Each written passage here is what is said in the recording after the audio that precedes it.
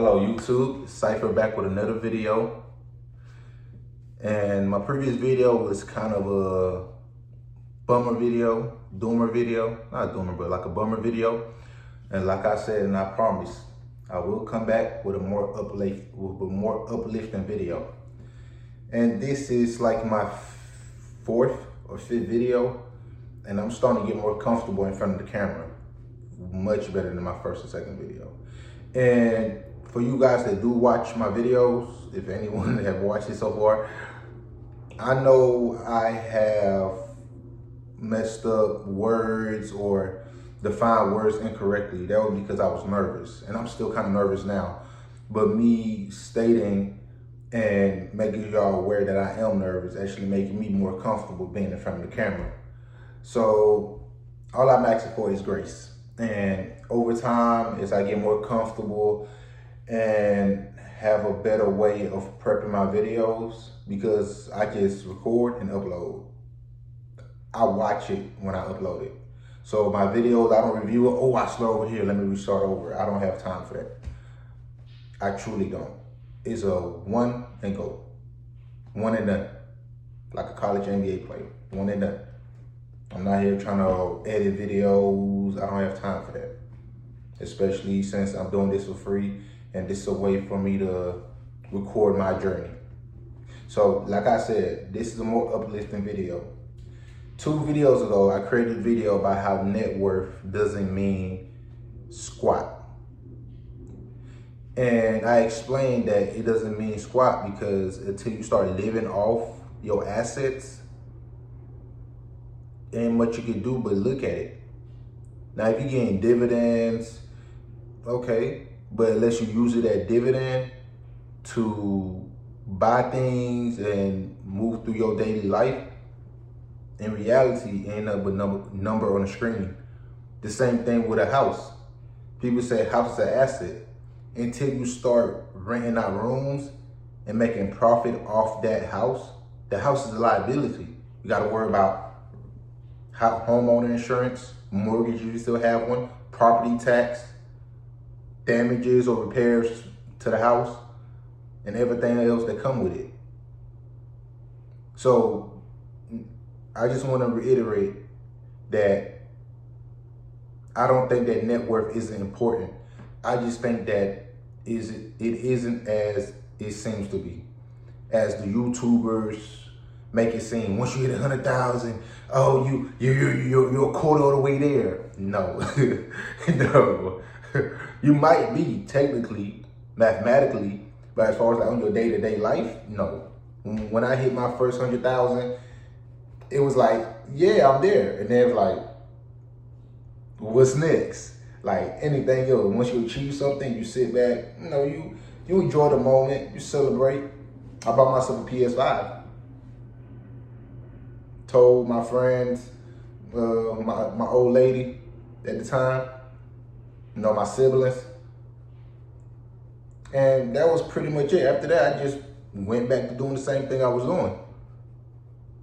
So speaking on net worth, because that's where, coming back to the main topic of the video, I'm here to tell you, not in detail, but a range of my net worths in my accounts. So I wrote it on a index card because I only have one device that I track my net worth on, and it's the phone that I'm recording on right now. So excuse my handwriting. I don't know why I showed it. It's sloppy. So I actually cut some stuff off because in my net worth, unlike some people, I do include my car.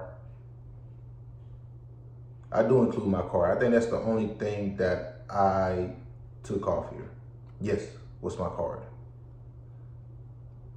I have my savings, my saving account, my Robinhood, my Ledger account, my M1 Finance account, my 401k, my vested balance in my 401k, by the way, my Betterment account, my Swan account, and I do have precious metal. And now, like I said, this is not an exact number. Sooner or later, I will upload an exact number when I have the ability to do it side by side so I can go through it with y'all. So for now, I will read off the index card. I look like a crook right there. Like, how do we know this is true? How do we know this is real net worth? Well, I have no reason to lie. That's why. So, okay, start off. My Marcus by Goldman Sachs saving account, I have 15,500 in there. So, just to explain that, some of that is a down payment for a house. But I do plan on doing something else for my down payment for my house. Knowing how inflation and the government keep printing money, I do plan on doing something with that saving account. But as of right now, it is 15,500. Really more, but I round down or up to the closest number. My Robinhood account, at the time that I tracked my net worth, was 17,500. And last Friday, there was a market sell-off. But even with the market sell-off, my current balance, as of right now, is higher than my recorded balance as of the 1st of October. And this is subtracting, because I do have a margin loan on my account. So this is subtracting the margin loan that I do have on my account. This 17,500 and the newer balance, that's over 20,000. But I'll only speak of the October 1st numbers, because that is when I track my net worth, the first of every month. My ledger, my biggest account, the very first account I hit the big 50 in. Yes, I hit 50,000 in my ledger. October 1st, but it went up some more to 53. But since Friday's sell-off is at like 47 right now, 47, 48. So I was at 50,000 in my ledger. I was looking, I was like, damn. I remember when this account was at 10,000, 5,000, 20,000, 30,000, 40,000. Now he's at 50. I ain't gonna lie. Every time I think about that, I smile. That's all I can do. Okay, next one is my M1 Finance account. Now, my M1 Finance account, I have two accounts. I have a Roth account with my M1 Finance, and I have a traditional investment account, a regular taxable account. So I didn't break this down when I wrote it down, but on my net worth sheet, on my net worth tracker that I do on my notes app, I do break it down from the taxable and the Roth. But for this video, I just combined the total. So the total is 43,500. Now, as of right now, I think it's around the same range, because the stock market have recovered so far from that Friday sell-off. So it's at 43,000 as of right now as well, and as of October 1st. Well, October 1st it was 43,000, and right now it is at 43,000, I think. Okay, the next one is my Betterment account. So this is a robo-advisor type of investment account. So I really just contribute $25 a week. And my Betterment, I do have two accounts as well, a Roth and a taxable. So for my Betterment account, my M1 Finance, I have a Roth account and a taxable account, in both, two separate brokerage.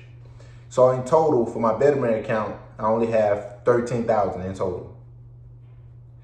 And I don't put much in my Betterment account because it was really like an experiment, just to see how a robo-advisor would do compared to my M1 Finance account, where I have more control over the ETF, the stocks, or whatever else I decide to buy. The next account is Swan. So when I first started in the crypto, I started off with Dogecoin. Made a little money, was going shooting up, sold a little bit, and all that, and now I ended up finding Bitcoin. I felt like Bitcoin was too expensive back in 2021. Now look at it now. So I started off with Dogecoins, bought some Ethereum Classic, the lower market cap coins. And I just decided to start buying Bitcoin. So I started buying Bitcoin on, if you guys know, it's called Uphold. I started on Uphold when I was buying my cryptocurrency. Then I transferred to Robinhood where I started buying my cryptocurrency, especially my Bitcoin. But after a while, I was like, let me find a Bitcoin only provider. So I discovered Swan through their YouTube channel, because they do have a YouTube channel, which is very informative. If you a crypto head, if you're a Bitcoin maximist, Bitcoin only, yeah, I'm not one of them. But I do have majority of my cryptocurrency in Bitcoin. So yeah, that ledger, oh yeah, back to the ledger. The ledger isn't just Bitcoin. The ledger is Bitcoin, Ethereum Classic, Litecoin, which I'm very bullish on, XRP, Doge, Bitcoin, Ethereum Classic, XRP, Doge, and Litecoin. Yeah, I got 6 assets. Yes, them 6. So, but by Swan account, did I do a transfer? I had to do a transfer. On here, it's in my, on here I wrote 6,000. Hold up. I think I did I think I transferred my Swan account balance. Oh, I am missing one thing.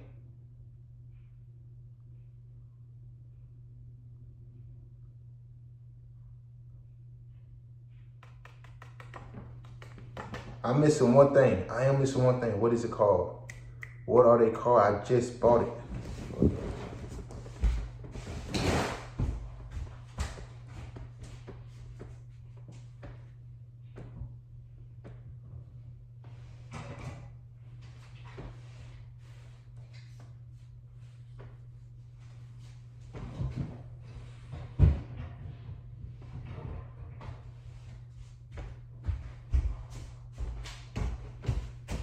I should pause the video. Okay, I'm back, guys. I wrote the thing wrong. I put Swan at 6,000, but actually ended up transferring some of my Swan to my Jade, my other cold storage USB. So instead of Swan, my Jade have 6,000, and that just Bitcoins. As far as my precious metals, I have 2,500 of precious metal. And the craziest part about the precious metal, my cost basis was like $12.50. And I haven't bought precious metal in 2025, in 3 years. Like, in 3 years, I haven't bought precious metal. And gold and silver have literally doubled since I bought it. And I started off with precious metal before I went into cryptocurrency. But I think I might start saving in precious metal now, as well as Bitcoin. So I'm gonna have a dual saving and like a little in cash, because I can't just have everything in gold and silver. So I'm gonna have a little cash. I'm not gonna be one of them people, oh no, you don't need no cash. I don't believe that. This video getting kind of long, so I'm gonna end it right here and just say my net worth breakdown is, I do have liabilities, by the way. I do have student loans. My student loan is at 3,500, and I do have a credit card.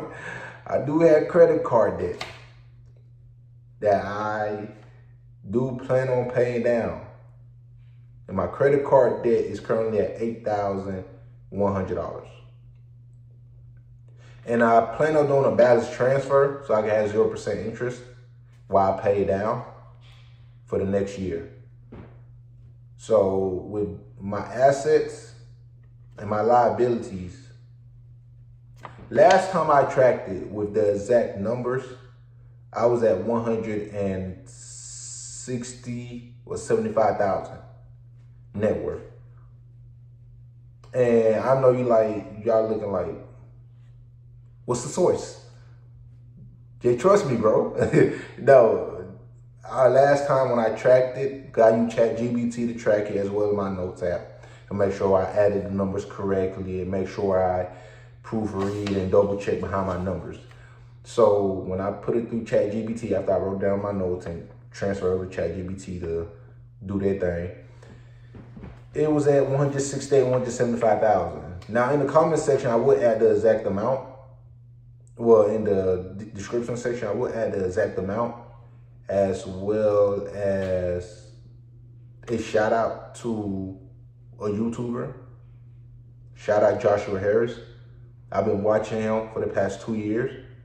I binge watched his videos from 2021. I think that when he first started dropping videos, 2021, 2020. And he's the reason well, I've been doing it. I'm not gonna say he's the reason, but he really motivated me to stay striving to be better, to keep pursuing financial freedom, to find ways to make money. So shout out Joshua Harris, and that's the video for today. Cypher out.